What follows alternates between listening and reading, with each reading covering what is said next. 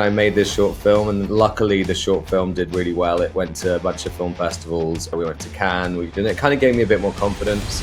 Originally from Devon in the UK, Emrhys Cooper is an award-winning director, writer, producer and actor based in Los Angeles.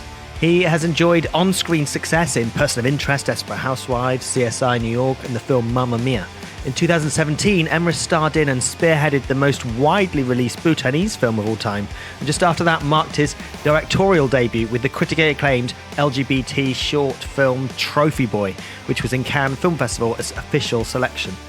UK fans will be thrilled to learn that he's now back in the UK, gracing our screens as a series regular on Coronation Street. It was the most challenging experience of my life because I realized I didn't know about a lot of things in what different departments were doing. I got the job on the 22nd of December and I had to be back by the 6th of Jan. So I literally packed my suitcase, left my husband, left the 2 dogs and the cat and the home. So just, bye. Hey Emrhys, welcome to the WeAudition Show. I want to ask, you've done a load of work across film, TV, theatre, web series, all of the different mediums. What's your favourite?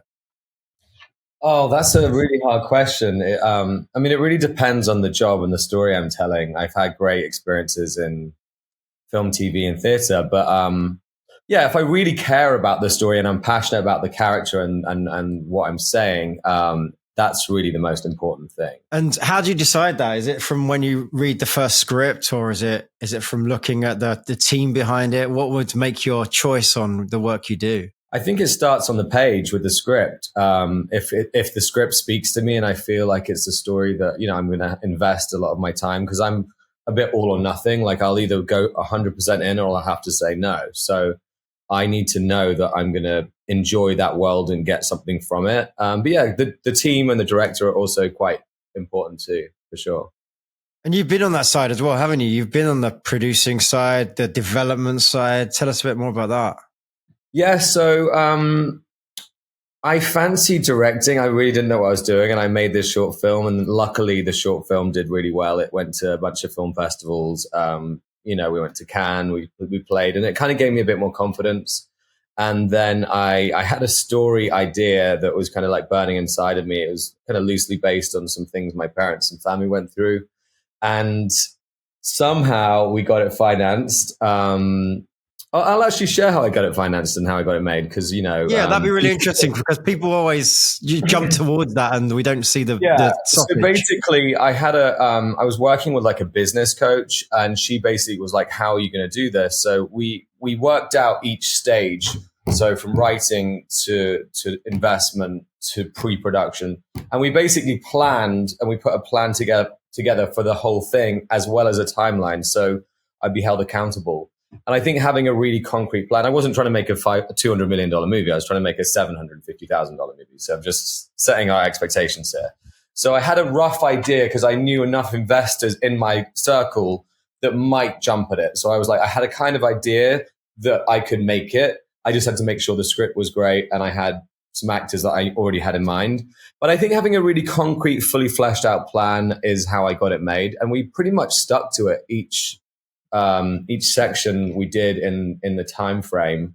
I mean, there was a few things that were stressful, obviously, but we got it made, got it released, learned a lot. It was the most challenging experience of my life because I realized I didn't know about a lot of things in a lot of what different departments were doing, and it was a very quick film school of like, being the director, I had to like know how to direct them.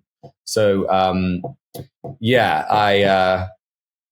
I'm proud of it, but I would have done a lot of things differently, obviously. This was the Cherie process, right? The Cherie process, yeah. And what's actually really funny about this movie is that I ended up booking a role on a British television show called Coronation Street, and I'm playing a cult leader very similar to my movie.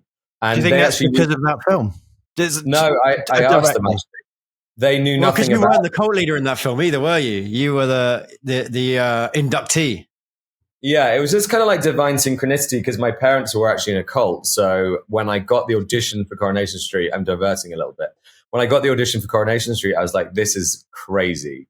So I think putting all that energy into that film gave me a real knowledge of the subject matter that I auditioned for Coronation Street. So I'd say thanks to all my research and work on the Cherie process, it got me a series regular. So I'm making more money on Coronation Street than I did make for the jury process. So it's made it worth it.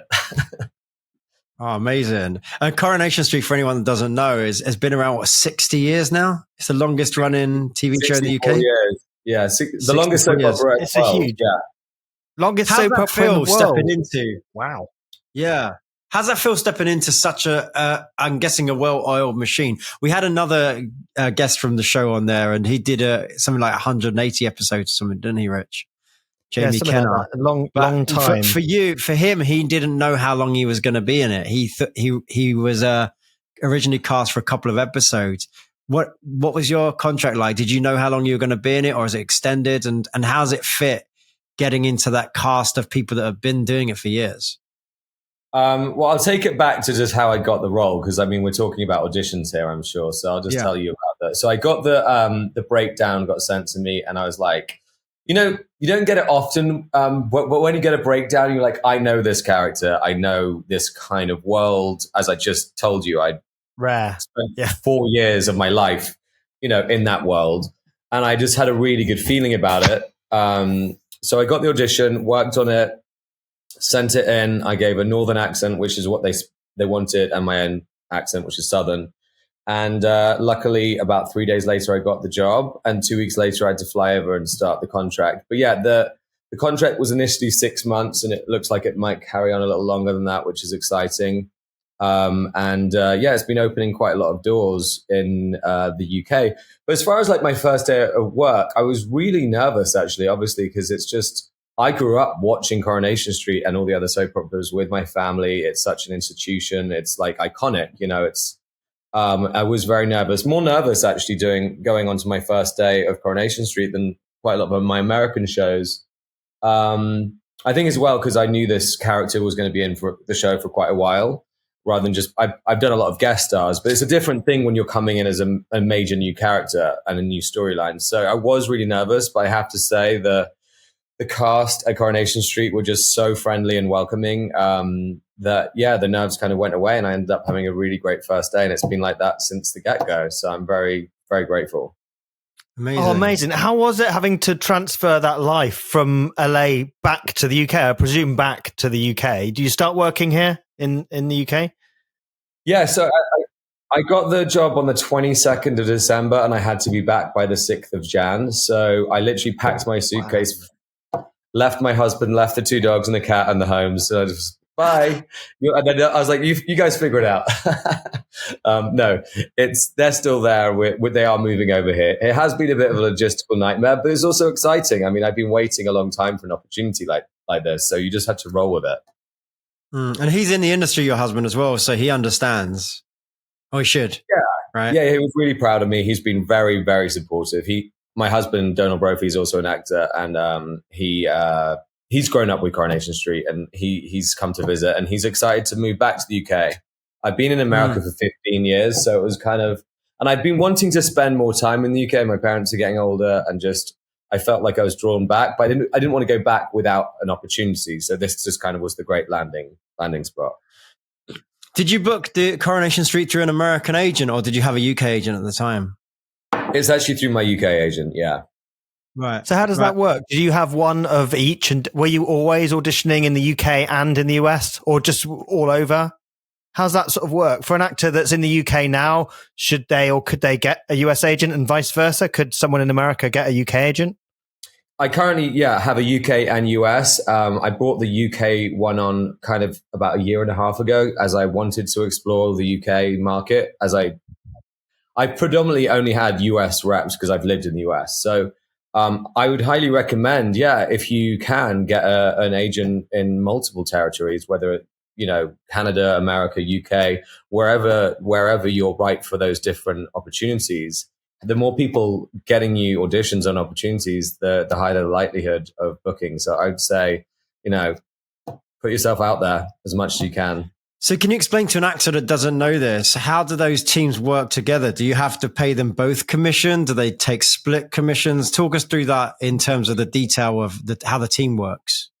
Well, it depends on the job. On this current job, I'm not paying my US any commission. He can't. He could have asked for it, and I'm glad he didn't, because he had no involvement with that. But technically, he could have, because he oversees all my acting endeavors. But if it's something that there's a casting director that's working on the US and the UK, and it's been like they've been joint, working on a project, I think you have to split it. Most of the time you'll have to split it. It's a bit of a case by case situation. Like if I get a US job next after Coronation Street, I don't think I'll pay the UK agent. But it's really, that's something you're going to have to work out and negotiate when you sign with the whatever team, because each one is different. And sometimes you might be paying 10%, or if they weren't involved, you might give them 5%. But be very honest up front and have those difficult conversations, because you don't want to later down the line get bitten in the ass and be paying all this commission to all these different people, because they could technically go and ask for it. If they've been trying to get you work and then you get a job, they might feel entitled to it because they have put a lot of time into your career. So I think being really upfront about that right away is how I've handled this. Of course, the problem is sometimes when you're a more developing actor, when you try and have that conversation, the agents don't want to talk that deep until there's a job on the table. So it's a bit of a catch-22, isn't it? I know I've always been very upfront about those conversations, and often it's fallen on deaf ears, or it's fallen on we'll talk about that when we get to it kind of thing, because no one wants to put in that work. So I would say, just as an addendum, if you're listening to that, keep those conversations going as you book, as you progress your career as well. Yeah, as and when. Because a lot of people you're right, want to have that conversation about commission until you're booking. Yeah, From because in the UK, it's much more lax in the UK. That they, you go to the US and they have actual contracts and paperwork and agreements about rates. But in the UK, from my experience, it's been very lax, and there's been an email that's come over, or roughly, and it's not been a all-encompassing agreement that has, if you get this in these circumstances, it's more like sort of 10, 15, 20% in some circumstances for commercials or for TV. And that was it. I think my present agent is like a one-line email, pretty much. Well, and I think those conversations get more detailed as the pay rates get more, right? that's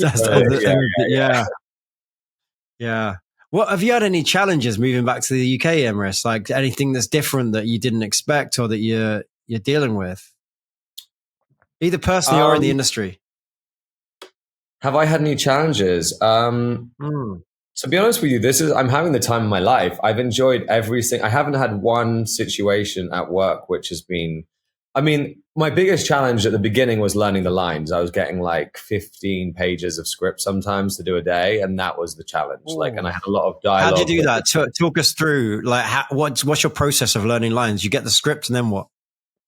My process is I voice note the other lines. So I kind of can run it with the other lines. That's how I've got a kind of process down, but I try not to do that too much, because then I'm kind of like, I get a rhythm. I'll try and learn it the best of my ability. And then if it's a challenging scene, I'll try and run it with someone if I'm feeling like I need to.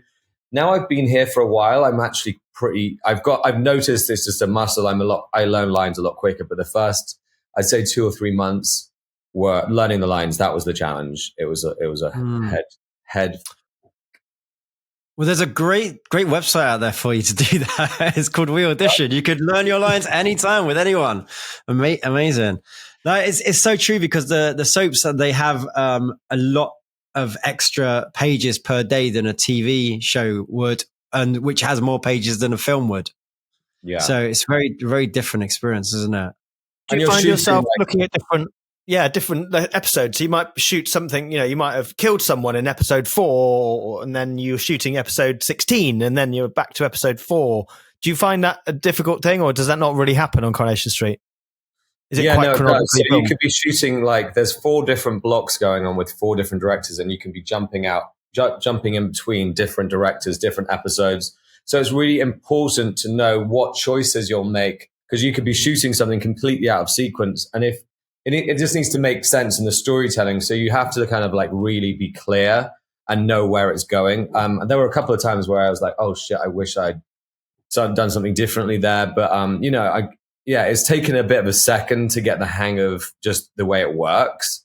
But It's also really exciting. You're getting to jump around, work with different directors that are really invested, and it moves so quickly. I mean, you literally you do one read through with the other actors. You do a read through that your block and your film, and then if they've got it in the first or second, sometimes they'll normally do more than one take, but if they've got it in the second take, they're moving on.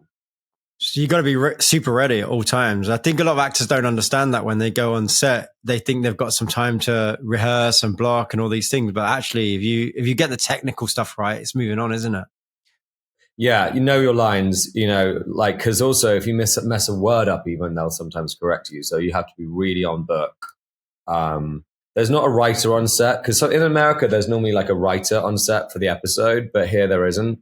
On the soap opera, that is. So yeah, you have to be really on book and have your choices kind of down, because a lot of the time the directors don't even really direct you. They do if they need to, but a lot of the time you're not really getting that much input from the director. So you have to be camera ready.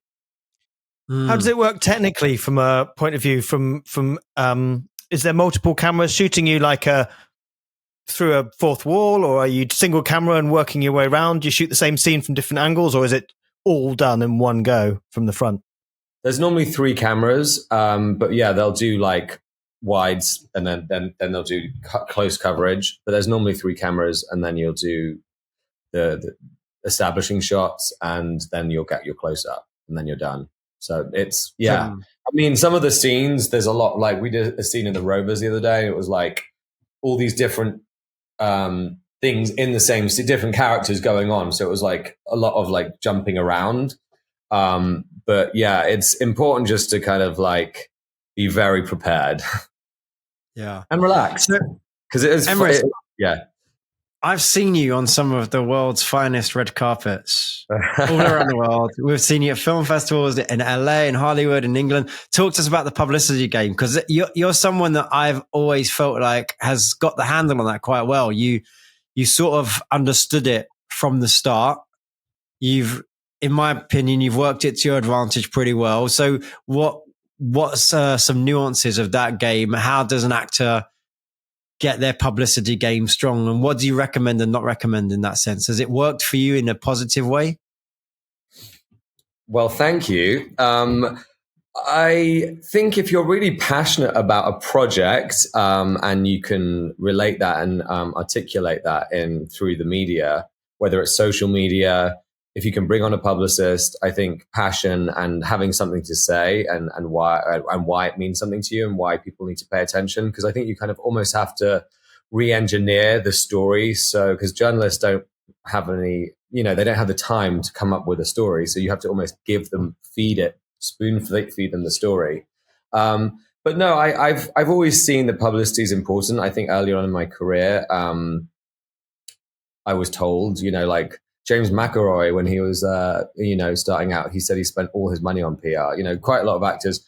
But really, I have sometimes tried a little too hard with the PR, I think, and promoted things that maybe I shouldn't have. I don't know. I'm like, less is more now. I've kind of like cut back on that. But, I do believe it's important to be seen because there's so many people in this industry. And if you can try and find a way to stand out, whether you can make a short film that gets some notice or whatever it is, you do have resources at your fingertips to promote yourself. So I think it's about being clever and knowing your brand and how to get your brand out there. So I think it's a really exciting time. Like when I first started out, there wasn't social media. There was a lot less at your fingertips than there is now. And like you say, you've done a lot of stuff. I've seen you always be working in some capacity. So whether you're booking a TV show or doing an indie film or then producing your own films in those moments in between, you've always been, engineering something at the time to advance your career. And you've done films in far-flung places like Bhutan and Thailand, right? I'll tell you the story about Bhutan because you never know what conversation will lead you to booking a role. So I was talking to my friend Peter Allen Roberts, who happened to be the Tibetan translator for the King of Bhutan. So he was telling me about this. Yeah, I was like, how often do you meet a friend that's that? Yeah. And I was like, wow, the country sounds amazing. Like I'd never even heard of it. I was like, where is Bhutan? So he was like, I'm going over there and there's like this director and blah, blah, blah. And he was kind of like, would you be interested in going and doing a movie there? And I said, well, absolutely. And then nothing happened. And I think I had a conversation with the director in Bhutan. She was like, yeah, we've got this movie. And, just so many conversations in LA I was having at that time didn't amount to anything. So I was just kind of getting I was just used to being disappointed. But anyway, lo and behold, like 6 months later, they were like, no, we've got a really amazing film for you to star in. It's like a $1 million budget in Bhutanese Druk, I think is their currency.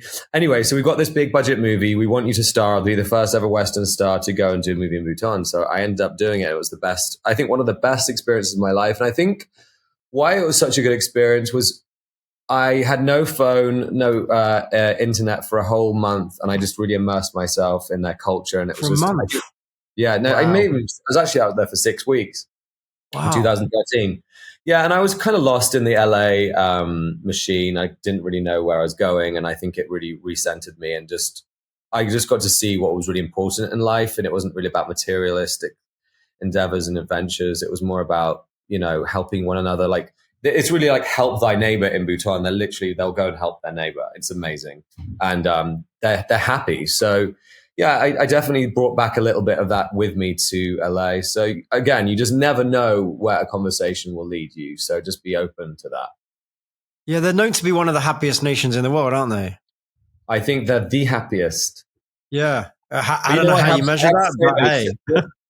What I think is sad about Bhutan, I've gone back since and done another movie, is they've got on social media and they've seen what they're missing out on. And I think that has really affected the country now.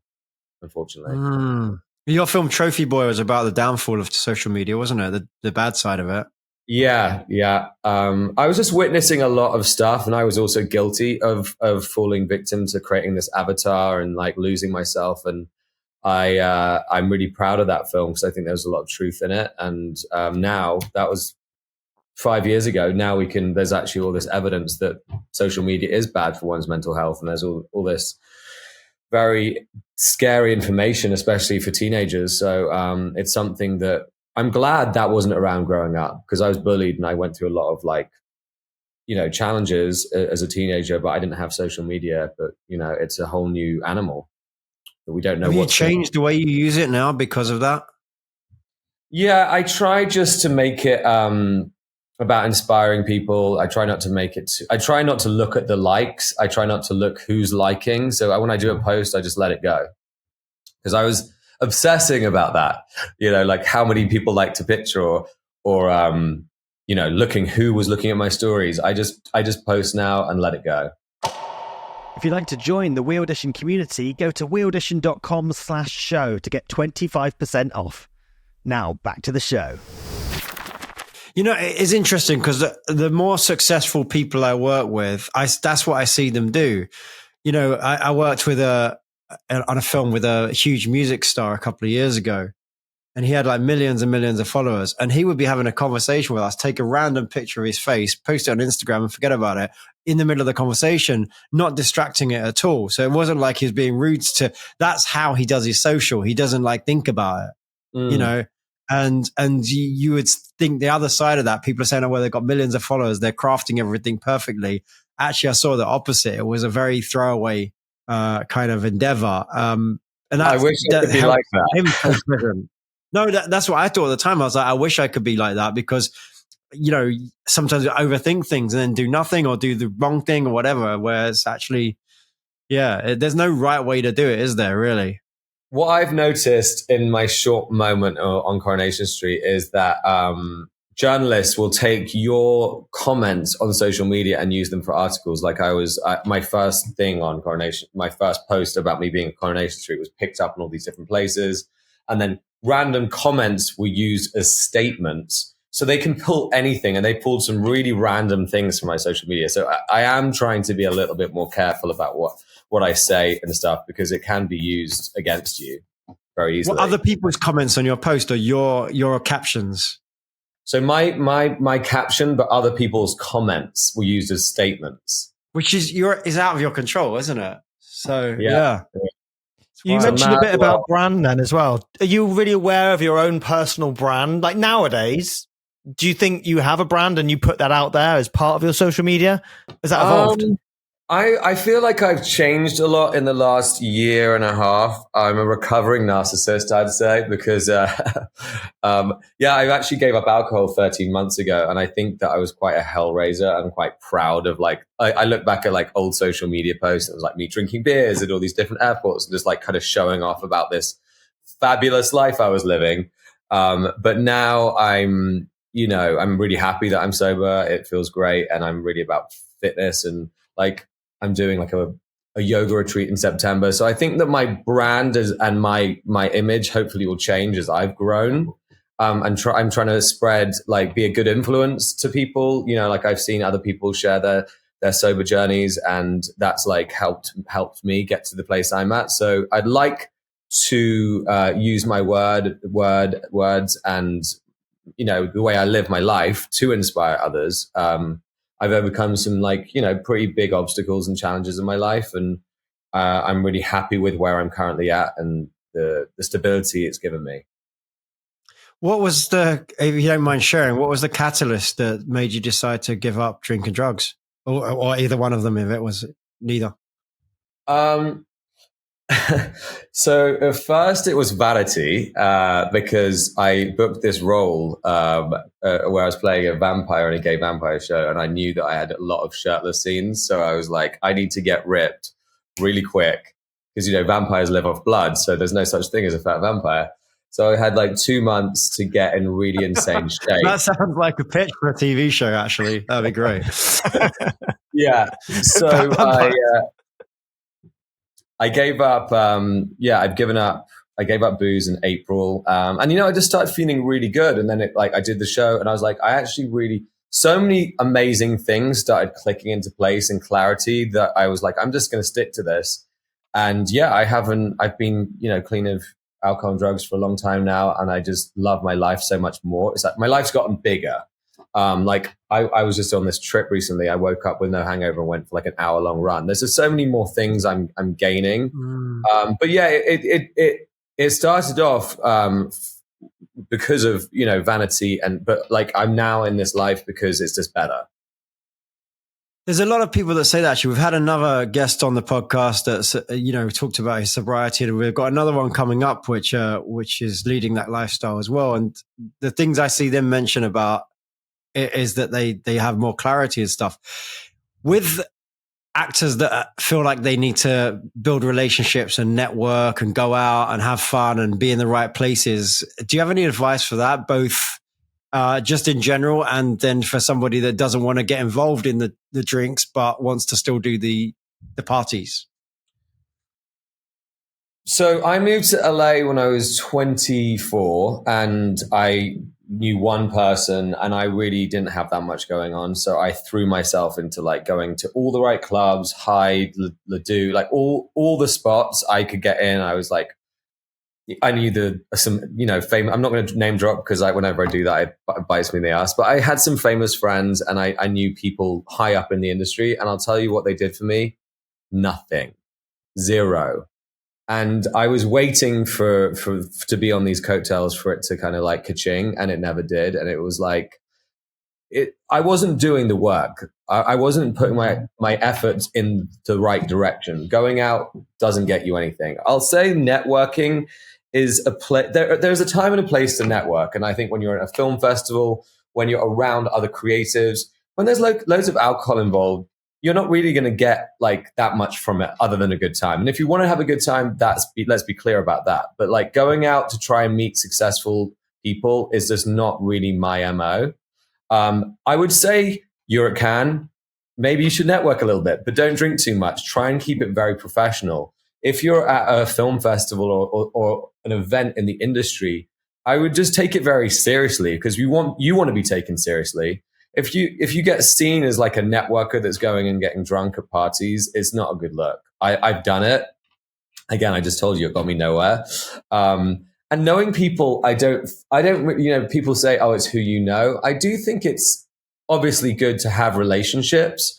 The relationships take a long time to turn into something, and it's not something that will happen overnight. Like they'll take years to cultivate a level of trust.